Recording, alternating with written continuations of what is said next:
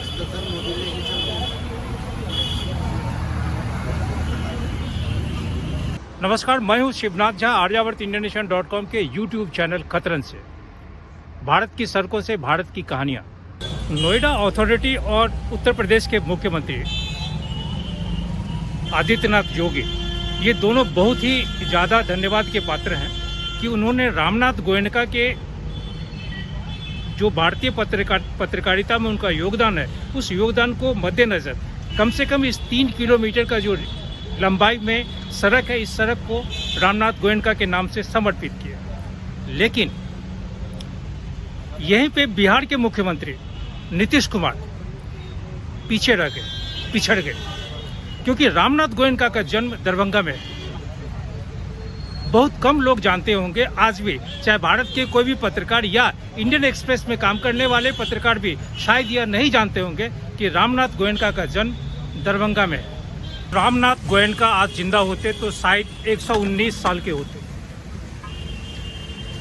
लेकिन रामनाथ गोयनका अगर आज इस घटना को देखते तो शायद दुखी भी होते। दिल्ली सल्तनत में जिस जगह इंडियन एक्सप्रेस ने अपना जगह बनाया था, भारतीय पत्रकारिता में जहां अपना हस्ताक्षर किया था, उस जगह से इंडियन एक्सप्रेस अपरूटेड हो गया। जो मेन इंडियन एक्सप्रेस था, इंडियन एक्सप्रेस बिल्डिंग का बहादुर शाह जफर मार्ग, अगर उस रास्ते को, बहादुर शाह जफर मार्ग के रास्ते को रामनाथ गोयनका मार्ग कहा गया होता या कहा जाता या उसका नामकरण होता तो बहुत बेहतर होता, क्योंकि रामनाथ गोयनका भारतीय पत्रकारिता में न केवल पत्रकारिता को एक दिशा दिए, बल्कि एक निडर और निर्भीक पत्रकारिता का भी जन्म दिए थे। लेकिन यह बहुत बड़ा दुर्भाग्य रहा कि समय के साथ साथ भारतीय पत्रकारिता में जितना ज़्यादा गिरावट आया, पत्रकार से पत्रकारिता तक बहुत ज़्यादा गिरावट आया। जैसे जैसे काले अक्षर रंगीन होते गए, पत्रकारिता भी रंगीन होती चली गई। सेक्टर 16 का मेट्रो स्टेशन से लेके इधर नोएडा स्टेडियम तक का ये 3 किलोमीटर का स्ट्रेच, ये लंबी सड़क अब रामनाथ गोयनका मार्ग के नाम से जाना जाएगा। वैसे अभी तक इस पूरे सड़क पे कहीं भी रामनाथ गोयनका का नेम प्लेट या सड़क का नाम लिखा गया नहीं है, लेकिन लोग खुश हैं कि इस सड़क का नाम रामनाथ गोयनका के नाम से जाना जाएगा। वैसे नोएडा में रामनाथ गोयनका का कोई, मैं नहीं कहूँगा कि अस्तित्व है या नहीं है, लेकिन अगर पिछले 75 वर्षों का इतिहास देखा जाए तो रामनाथ गोयनका का इस क्षेत्र में कोई वजूद नहीं था। यह सच है। रामनाथ गोयनका मतलब 9-10 बहादुर शाह जफर मार्ग।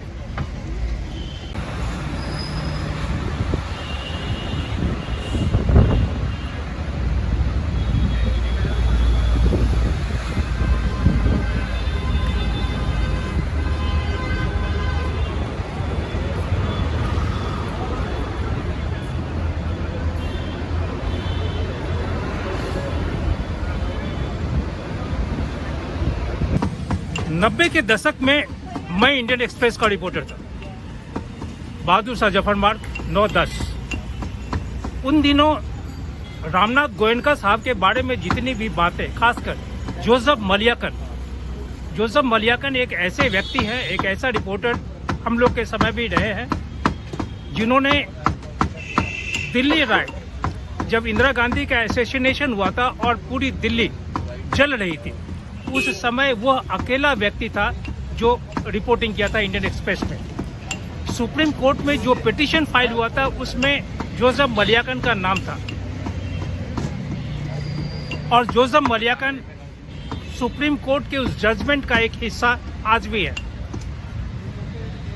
लेकिन आज नोएडा के इस क्षेत्र में रामनाथ गोयनका के नाम से मार्ग होना, और दिल्ली में जहां इंडियन एक्सप्रेस का भवन था, उस भवन के सामने रामनाथ गोयनका का नाम या उनका अस्तित्व छत बिछत हो जाना, संपत्ति का इस कदर बंटवारा हो जाना यह शुभ संकेत नहीं है।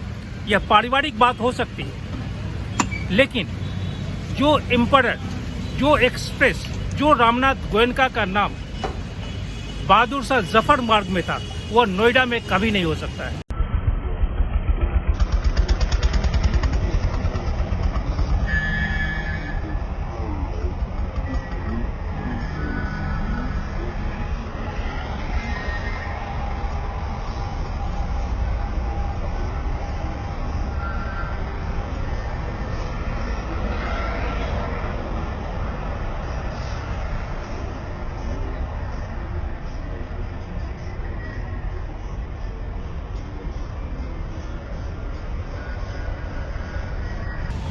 इंडियन एक्सप्रेस के आज जितने भी लोग काम करते हैं, जितने पत्रकार हैं, वो शायद नहीं जानते होंगे कि इस अखबार का जो संस्थापक रामनाथ गोयनका साहब, उनका जन्म दरभंगा में हुआ है। दरभंगा बिहार मिथिला। अब नीतीश कुमार के आगे पीछे भी जो लोग उनके सिपा सलाहकार हैं, शायद वो भी इस बात को अगर नीतीश कुमार को कहे होते, समझाते, तो आज दरभंगा का वह एरिया, वह क्षेत्र जहाँ मारवाड़ी विद्यालय है, जहाँ टाउन हॉल है, उसी जगह पे रामनाथ गोयनका का जन्म हुआ था। जब जन्म के बाद करीब 12 साल की आयु में रामनाथ गोयनका मद्रास के लिए रवाना हुए थे। लेकिन आज न तो दरभंगा के लोग जानते हैं और न भारत के पत्रकार, यहाँ तक कि इंडियन एक्सप्रेस के पत्रकार भी नहीं जानते होंगे कि रामनाथ गोयनका का जन्म कहाँ हुआ है।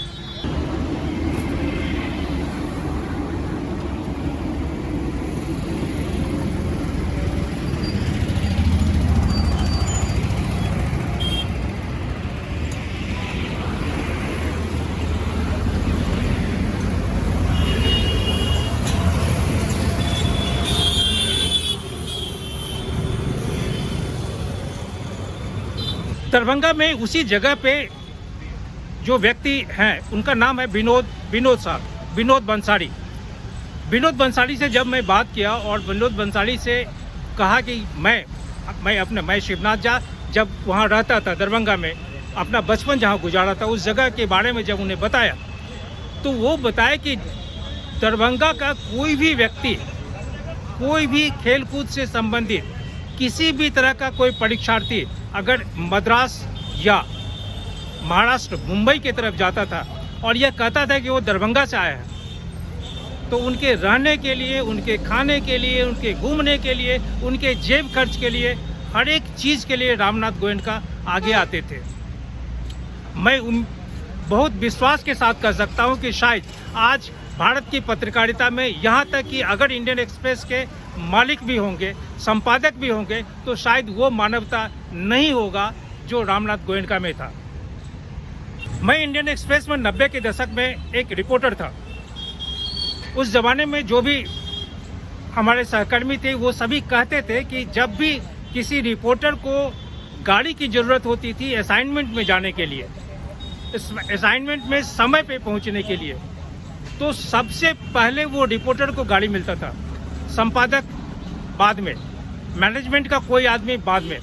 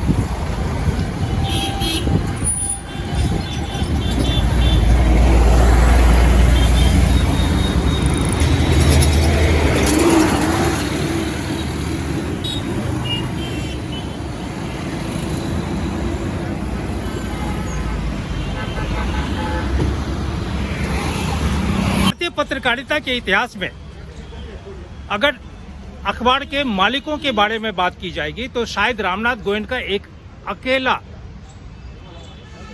मालिक होंगे जो सरकार से लड़ने के योग्य थे या लड़े थे, चाहे उसमें इंदिरा गांधी हो या बाद में और भी जितने भी सत्ता में लोग थे। आज की तारीख में भारत की पत्रकारिता में मालिक भी राजनीति गलियारे को ढूंढते रहता है।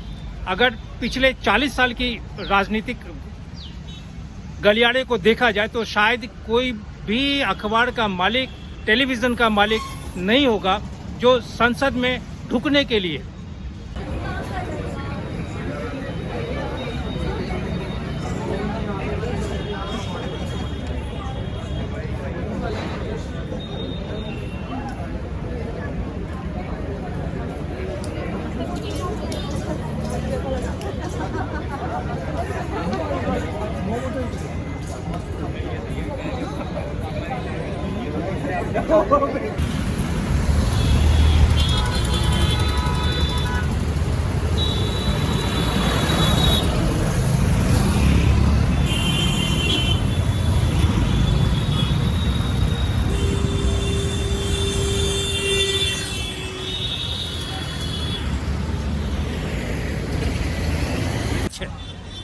पत्रकारिता के कंधे पे पत्रकार बन के, संपादक बन के, लोगों को दीक्षा दे के पत्रकार तो बन जाते हैं, लेकिन कल जब राजनीति में आने की बात होती है, राज्यसभा लोकसभा में जाने की बात होती है तो सबसे पहले वही रहते हैं।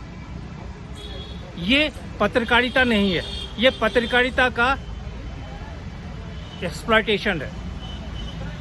आज अगर पत्रकारों को लोग गाली देते हैं, अपशब्द कहते हैं तो गलत नहीं कहते हैं, क्योंकि हर एक संपादक यही चाहता है कि जब उनकी ख्याति हो, नाम हो जाए तो वो राज्यसभा में चले जाएं, लोकसभा में चले जाएं। ऐसे अनेक दृष्टांत हैं जिसको आप उंगली पे गिन सकते हैं।